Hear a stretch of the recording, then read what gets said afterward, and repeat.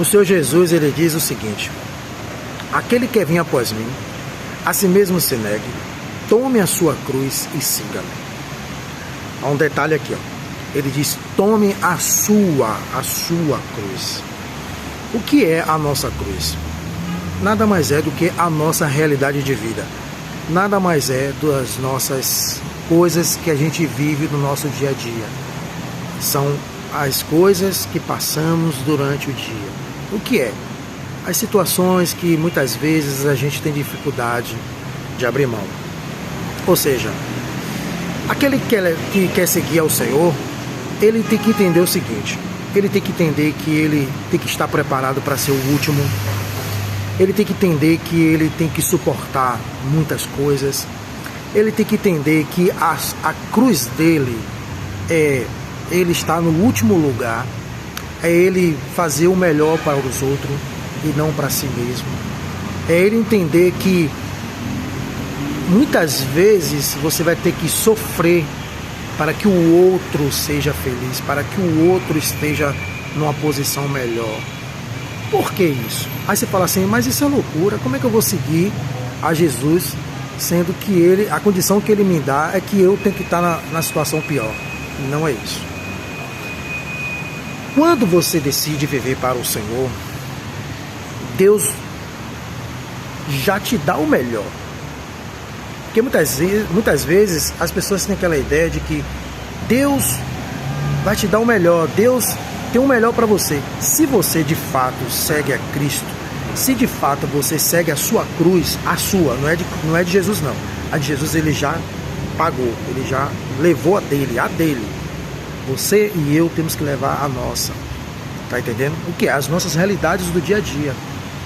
Você tem objetivos, você tem foco, você tem um alvo na sua vida. Então você tem que entender o seguinte: você tem que entender que você tem que passar pelas situações. Então existem as situações que você tem que passar. Tem que passar. As situações corriqueiras, as picuinhas, são essas coisinhas que tentam nos atrapalhar no nosso dia a dia, atrapalhar o nosso objetivo e o nosso foco de vida. Então, se você quer viver para Cristo, você tem que entender o seguinte: a cruz é para te levar a você renunciar a si mesmo. Você entender que o caminho é estreito, o caminho é apertado, é o que te conduz à salvação.